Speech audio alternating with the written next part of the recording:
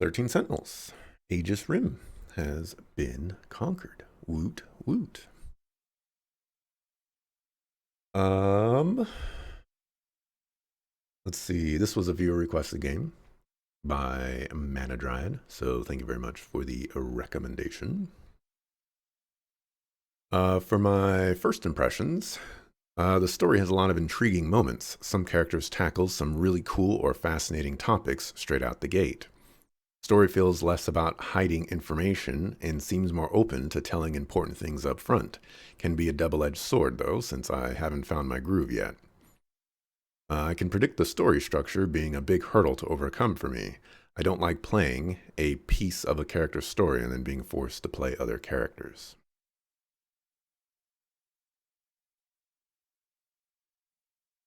You were going to say something about all that time being in the pods and then stepping out into the world outside, and then you said it's not important. That's the point you wanted to hear.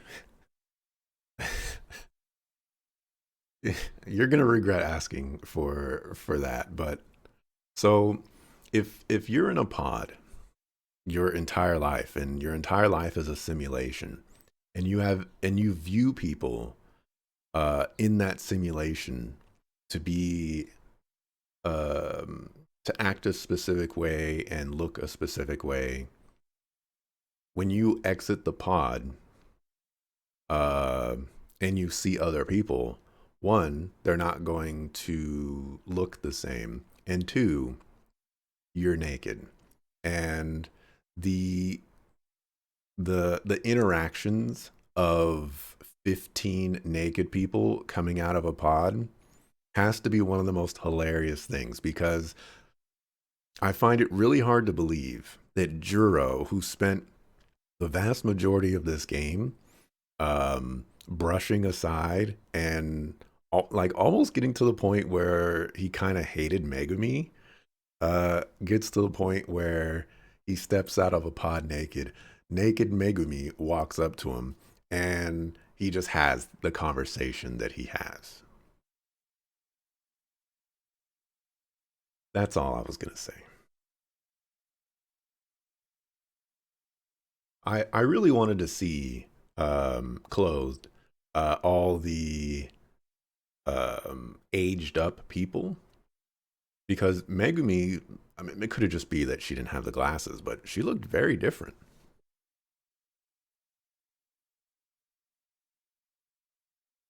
Surprisingly, Nenji somehow still had a pompadour in his pod, and you guess Kisaragi had braided tails. I don't know if that image necessarily was what they looked like in the pod, but you know, maybe. Because I think Megumi had glasses in the pod. If like the pod image that pops up, so who knows? But for my overall thoughts on this game, I had a really nice time with the story of this game. It was way more interesting than I ever would have given it credit for. And I enjoyed a lot of the characters, and I enjoyed a lot of the interactions with characters. I enjoyed a lot of how stories kind of interweaved on one another, and there was definitely a lot to like there, and so um, you know, mad props for that. Where the game completely falls apart and makes it so that I can't really enjoy this game is the structure of it. I There's another game out there that has a chapter system, and I had basically the exact same feelings of that game as I do with this game, in that, like, no matter how much fun and enjoyment that I've gotten from the story and its characters and their interactions and various parts of the gameplay, I can't sit behind opening a chapter of one character and then playing uh like three sub chapters or three chapters of their story, and then they're like, oh, you need to go do some battles so that you can progress this, or you need to uh progress 12 people's other stories. I i want a nice continuous story that just like has no interruptions, things to get in the way that will make me forget all the details that I just wanted to not forget. And that's basically the crux of why I can't say that I like this game, because I couldn't experience the story, which I feel was a really nice story, in the way that I felt was most appropriate for the story. Now, granted, the way that I'm proposing it would maybe require them to write it differently. I'm not entirely sure, but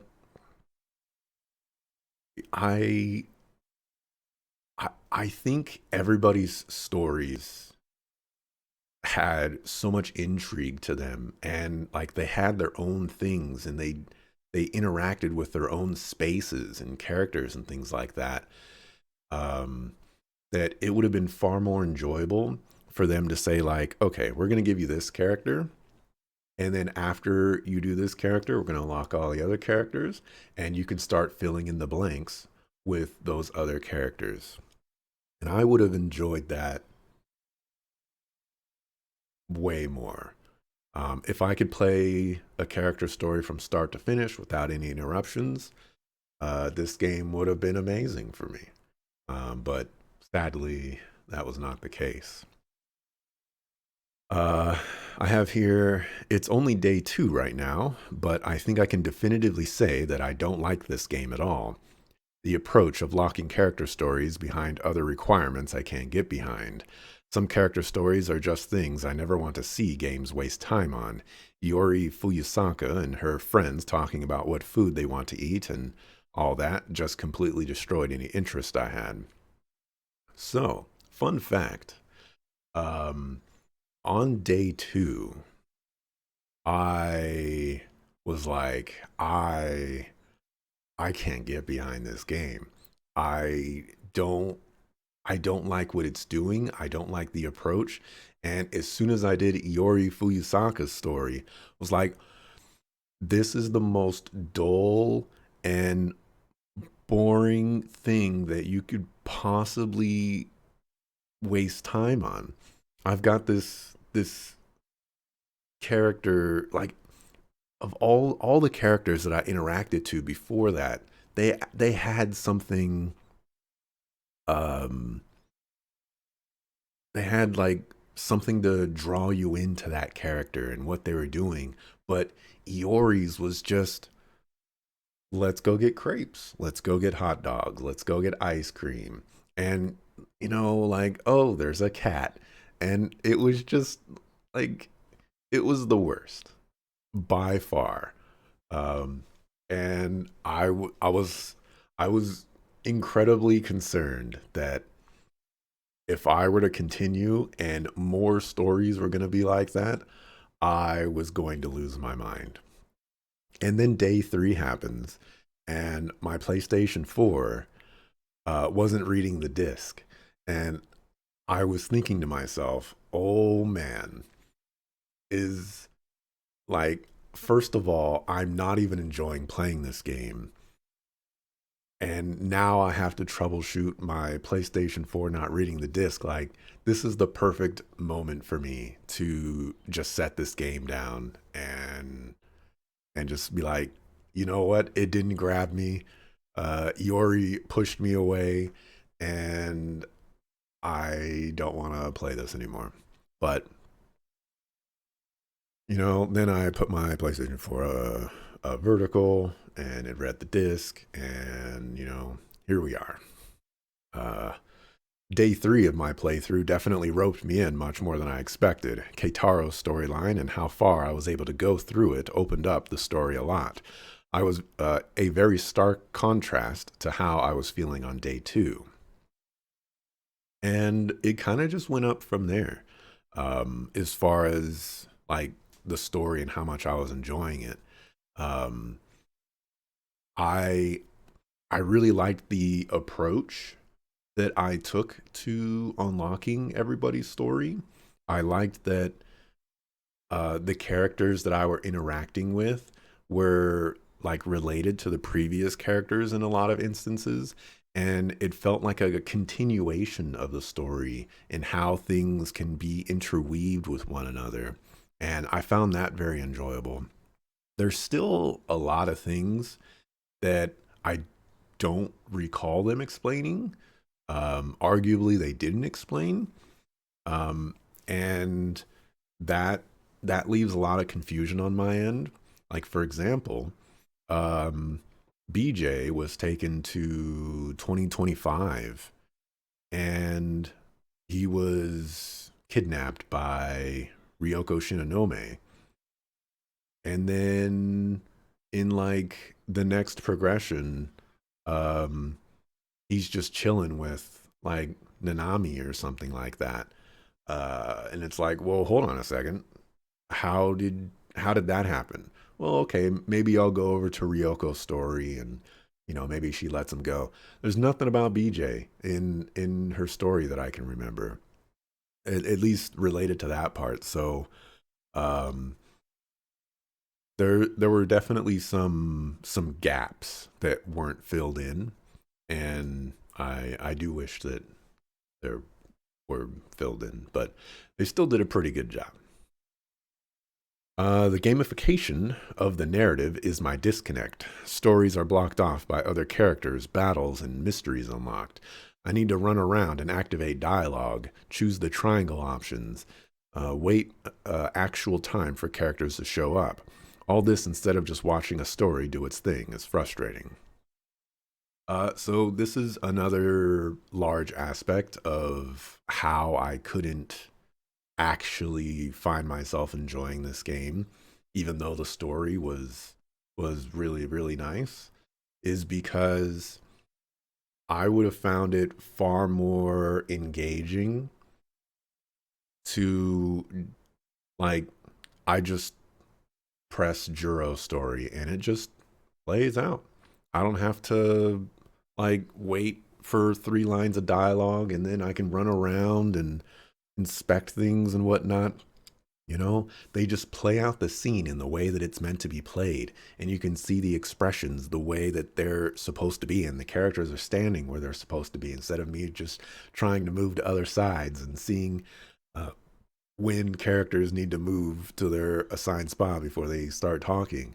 Um, the like the actual game elements of this just feel so unnecessary, and it very much intrudes on uh, a nice story.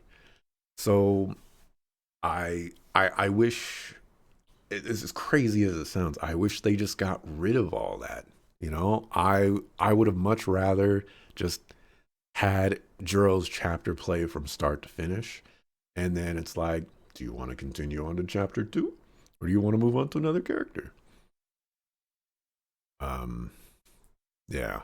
I would also accept an alternative of like, if you were going to build a story where there's multiple characters and there's multiple chapters per character, that maybe if you did chapter 1 of, let's say, Juro, the end or like the hook of Juro's story leads into the next character that's like required. So maybe it's a there are chapters, but Juro's story can't continue until you do, say, Iori's chapter 3. So Juro's story goes, and then maybe you go into Ei Sekigahara's story, but it's directly connected to Juro's story, so it makes sense to transition there. And then you go into Iori's story, and then it circles back into Juro's story for chapter two, and it's all like related and um, pertinent to what's going on, so that you have all that information, so that when Juro's chapter two starts, it's it's building off of the information prior from those other characters. But they didn't really do that the way that I was hoping. For the story, was it satisfying? So this is gonna kind of feel weird because like I enjoy the story for what the story is, and my main problems with this game are gameplay and gamification and mechanics um and like game design. So there's it's one of those aspects where it's like, was it satisfying? Yeah, I think it was satisfying, but it was also not good because like the story couldn't be progressed in the way that I wanted it to, or the way that I felt it should have been. But I'll give it the satisfying. Um, I will say I'm not a really.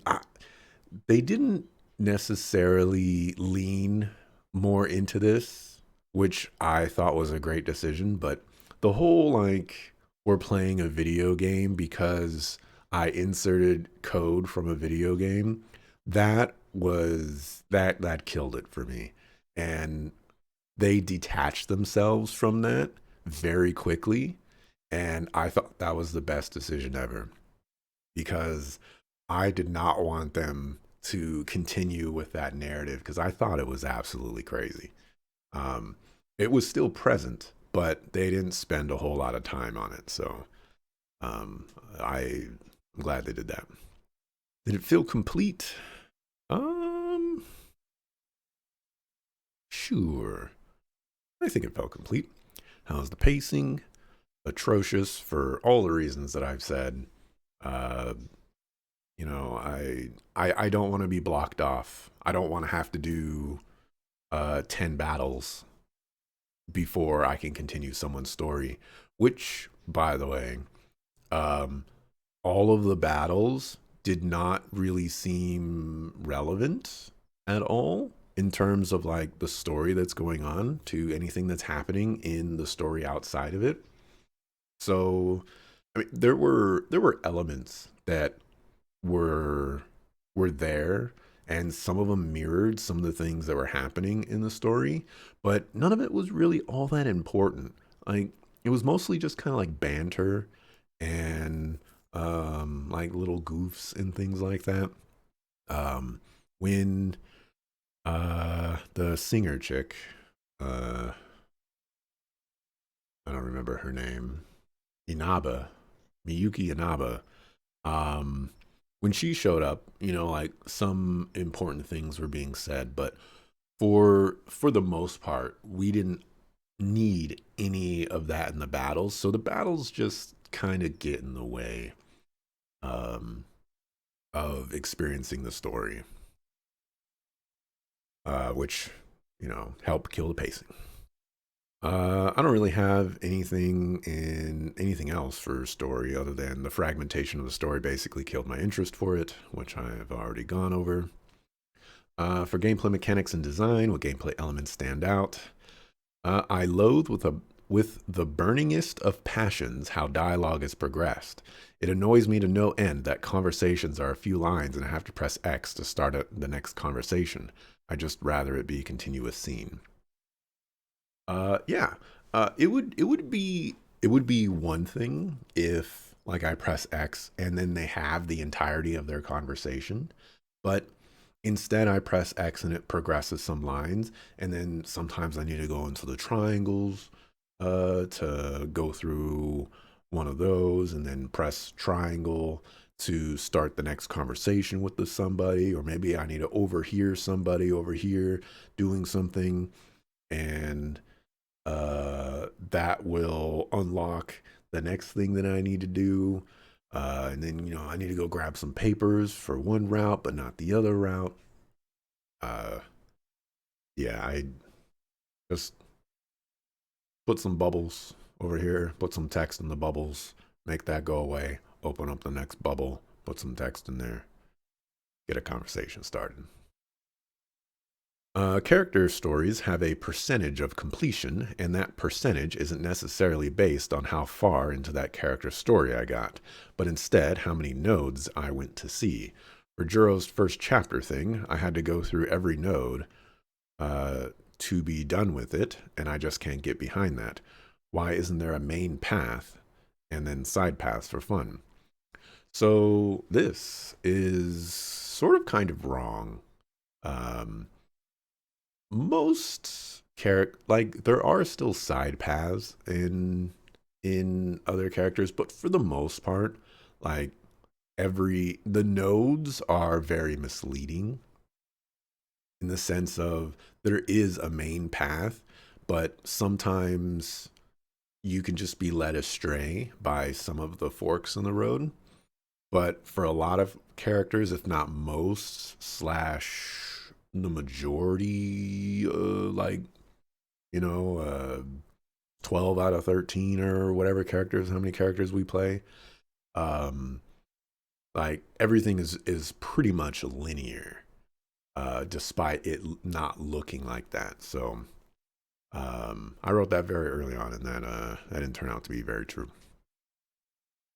For combat is quite interesting. It's like a real time strategy system with pause, and it surprisingly works for me.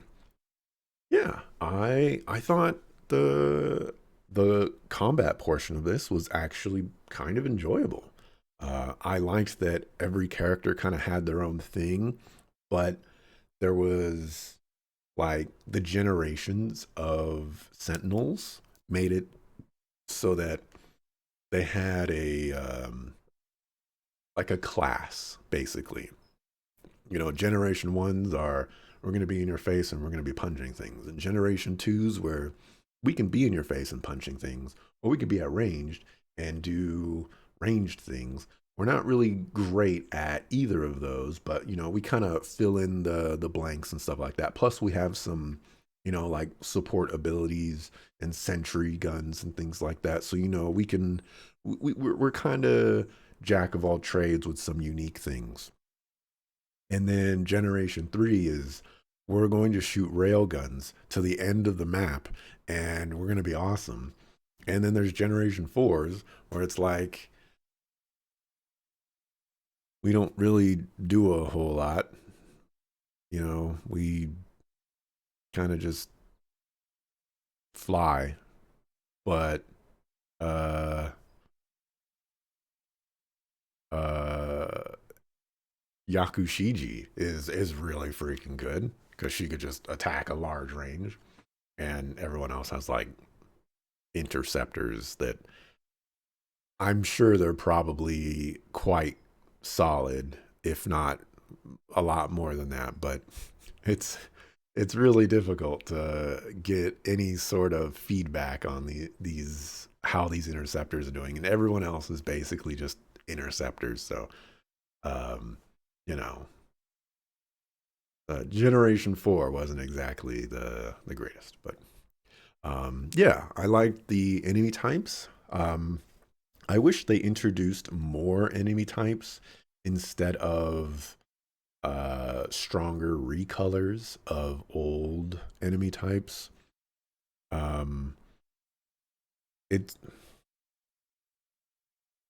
it's kind of a weird ask because this game to me is a visual novel game where the story is kind of front and center, but then they kind of tack on this combat system which is enjoyable, but it largely just gets in the way. So me asking for more enemy types is a strange ask, and I do recognize that. Uh, Probably something I should not be asking for. Should just be asking to get through the combat as quickly as possible so I can go back to doing the things that I care to do. Cardinal sins. I don't think there's any cardinal sins. Um, you know what? We could do this one. Can't view the map before deploying units. That's very important, especially for a game like this. For the most part, um I did things based off of like the hints of what's going to be in the battle, as well as the challenge of people getting exhausted, which I did for the entirety of the game, which I'm actually pretty impressed by. I thought I was gonna be forced to rest everybody and lose my streak, but I kept that up the entire time. But there are some maps where we're not completely surrounded and we just have like what's in front of us and our sides. And there's other maps where like maybe we're closer to a corner or something like that. And having that information would be nice in selecting other types of people. Um, Even knowing just the enemy counts would also be incredibly helpful, because there were some fights where I brought, one punchy person when I actually should have brought two punchy people. Oh, there's that. We need an encounter report for how many times Amaguchi says Yuki-chan. That that's probably one of the most memorable things about this game. It's just how creepily he says it, and and for whatever reason, like it it just it's such a silly thing. For miscellaneous sound and music, I don't actually recall a lot of the music in this game. The title screen music is kind of nice. Um, there's some like energetic music for some scenes, but for the most part, a lot of the music kind of fell into the background for me, and I wasn't paying a whole lot of attention to it. Um, which in most respects is a good thing. If I'm not distracted by the music, that means that the music's doing its job. Um, and it's only when the music is a certified banger that, I gotta be like, yo, there's music. But I don't recall anything that would qualify as that. The voice acting, I thought the voice acting was really good, actually. Um, the I think a lot of the characters were really well done. Um, I I don't I don't know. I don't think there were any stumbles per se, but I do think the one criticism I have is that the 2188 people have the same voice as uh the 1945 people or whatever. Um I would have liked perhaps that those people had different voices, or maybe more like modulation to their voice, because I think uh uh I'm already free Ryoto Goto, um his voice didn't sound like it was familiar, but it wasn't exactly the same like most other characters. So I think they did a good job with changing up his voice, but I think they should have done that with everybody else's. For the graphics, I think the graphics look largely fine. Um, I kind of wish that there were more in between. this is like the nitpickiest of nitpicks, but I kind of wish that there were more in between frames for when characters were standing still and then they turn around. I would have liked uh, there to be more to see from that, but that's such a minor thing. Um, I also think that some of the run animations weren't uh, what's like the best way to say this? Um, they didn't fit the locations that people would be in, I guess. Like Ryoto Goto. His power walk animation has him taking like these massive steps, but he's not actually like he's not moving in the same. Uh, I don't how uh, when you imagine somebody taking that large of a step, you would imagine them going a certain speed, and he did not match that speed. He was at a different speed, so it was a little weird there. But again, just the tiniest of nitpicks.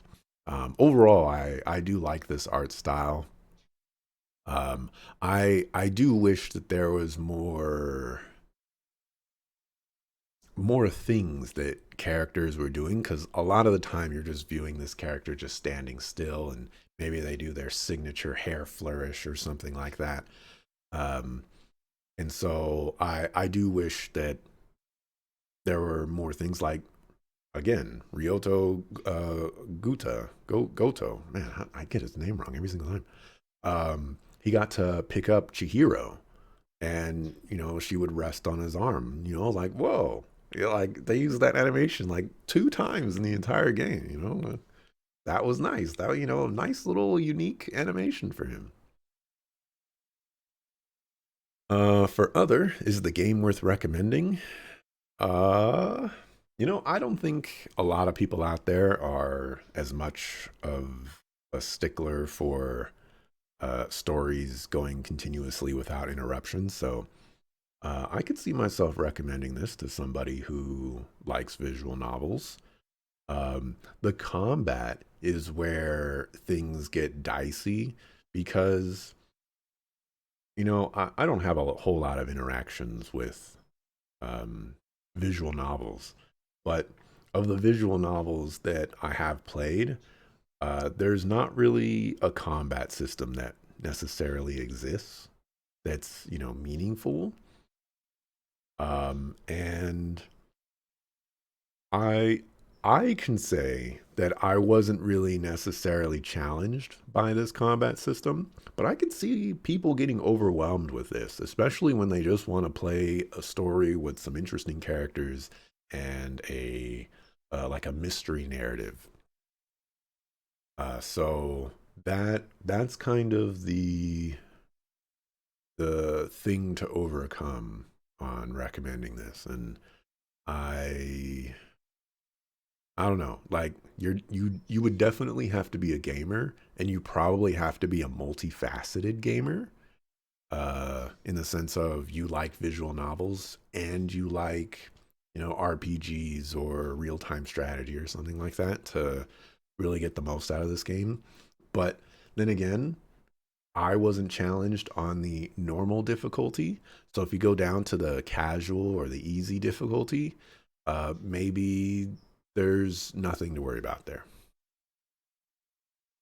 If the developer is watching, I think this is primarily just going to be me reiterating uh, how I would prefer stories to go for myself. And that's if I start a character, just put me through the entire chapter. Um, and I don't have to press buttons to progress the dialogue.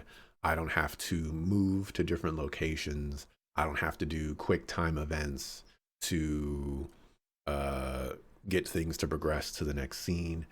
um, when I think visual novel, I basically just press the X button and I sit there and I shut up, and things happen. In this implementation, I instead had a lot of moments where I felt forced to do something, and not in the sense of like, are you paying attention? It was just more of like, well, the conversation, like the lines of dialogue are over. What are you gonna do now? And the options to do other things were not plentiful. For the most part, a lot of the times it was just like one thing that you could do.